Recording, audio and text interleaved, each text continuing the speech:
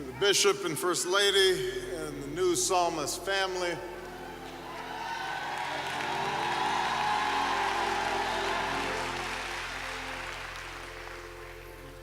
to the Cummings family, Maya, Mr. President, Madam Secretary, Madam Speaker, Governor, friends, colleagues, staff,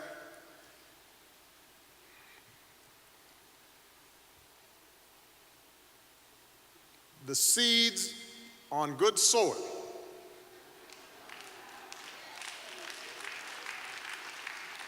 the parable of the sower tells us stands for those with a noble and good heart who hear the word, retain it, and by persevering, produce a crop. The seed on good soil. Elijah Cummings came from good soil.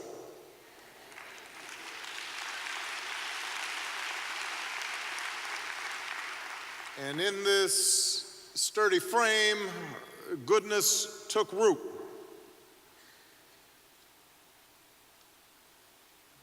His parents were sharecroppers from the South. They picked tobacco and strawberries, and then sought something better in this city, South Baltimore. And Robert worked shifts at a plant, and Ruth cleaned other people's homes. They became parents of 7, preachers to a small flock. I remember I had the pleasure of meeting Elijah's mother, Ruth, and she told me she prayed for me every day. And I knew it was true. And I felt better for it. Sometimes people say they're praying for you, and you don't know.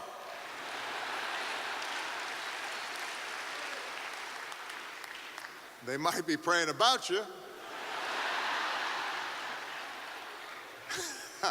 but you don't know if they're praying for you. But I knew Miss Ruth was telling the truth. So they were the proverbial salt of the earth. And they passed on that strength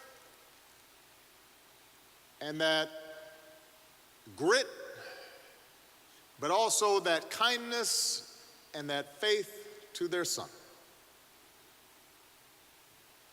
As a boy, Elijah's dad made him shine his shoes and tie his tie, and they'd go to the airport, not to board the airplanes, but to watch others do it. I remember Elijah telling me this story. Robert would say, "I have not flied, I may not fly, but you will fly one day. We can't afford it right now, but you will fly." As grandmother, as Elijah related, and as grandmothers do, was a little more impatient with her advice. Your daddy, she said, he's been waiting and waiting and waiting for a better day. Don't you wait. And Elijah did not wait. Against all odds, Elijah earned his degrees. He learned about the rights that all people in this country are supposed to possess. With little help, apparently, from Perry Mason, Elijah became a lawyer to make sure that others had rights. And his people had their God-given rights. And from the State House to the House of Representatives, his commitment to justice and the rights of others would never, ever waver. Elijah's example, a son of parents who rose from nothing to carve out just a little something,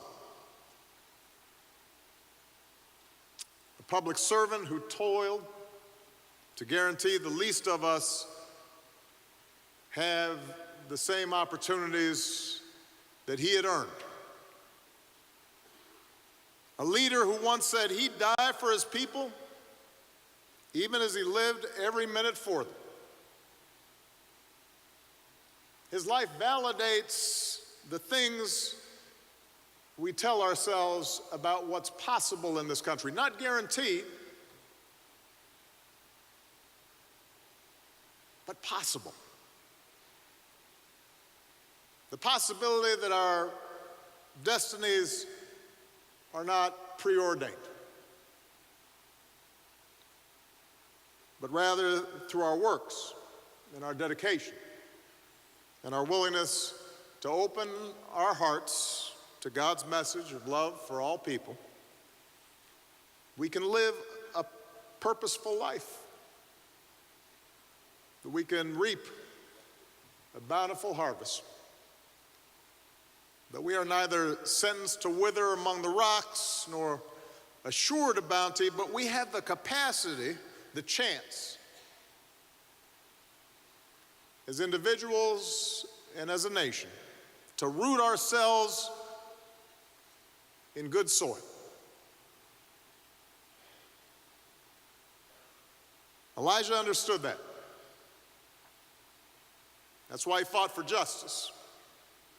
That's why he embraced this beloved community of Baltimore.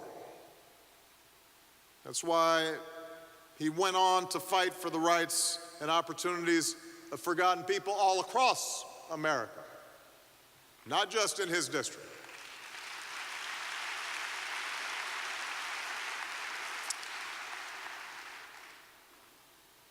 He was never complacent, for he knew that without clarity of purpose and a steadfast faith and the dogged determination demanded by our liberty, the promise of this nation can wither. Complacency, he knew, was not only corrosive for our collective lives, but for our individual lives. It's been remarked that Elijah was a kind man. I tell my daughters, and I have to say, listening to Elijah's daughters speak, that got me choked up. I'm sure those of you who have sons feel the same way, but there's something about daughters and their father.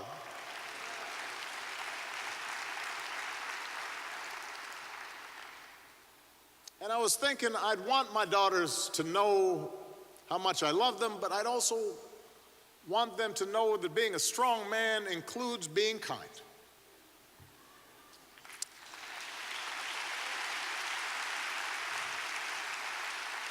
That there's nothing weak about kindness and compassion. There's nothing weak about looking out for others. There's nothing weak about being honorable. You're not a sucker to have integrity and to treat others with respect.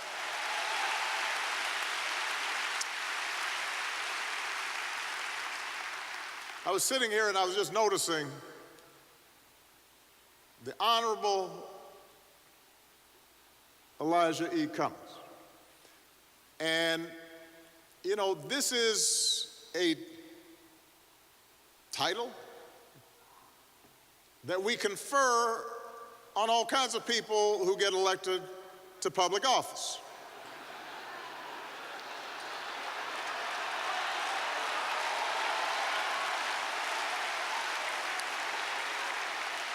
We're supposed to introduce them as honorable.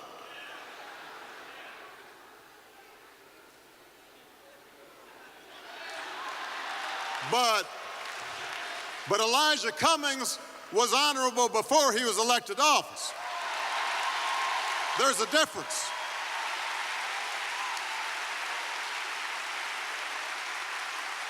There's a difference if you were honorable and treated others honorably outside the limelight, on the side of a road, in a quiet moment, counseling somebody you work with. Letting your daughters know you love them. You know, as president, I knew I could always count on Elijah being honorable and doing the right thing. And people have talked about his voice. There is something about his voice. It just made you feel better. You know, there's some people, they have that deep baritone, a prophetic voice.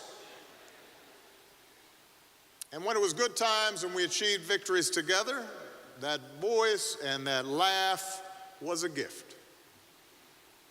But you needed it more during the tough times, when the path ahead looked crooked, when obstacles abounded, when I entertained doubts, or I saw those who were in the fight start to waver. That's when Elijah's voice mattered most. And more than once during my presidency, when the economy still looked like it might plunge into depression, when the health care bill was pronounced dead in Congress, I would watch Elijah rally his colleagues. The cost of doing nothing isn't nothing, he would say. And folks would remember why they entered into public service. Our children are the living messengers we send to a future we will never see, he would say. And he would remind all of us that our time is too short not to fight for what's good and what is true and what is best in America.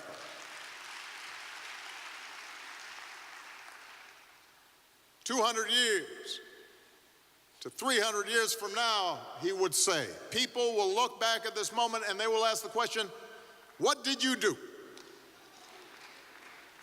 And hearing him, we would be reminded that it falls upon each of us to give voice to the voiceless and comfort to the sick, an opportunity to those not born to it, and to preserve and nurture our democracy.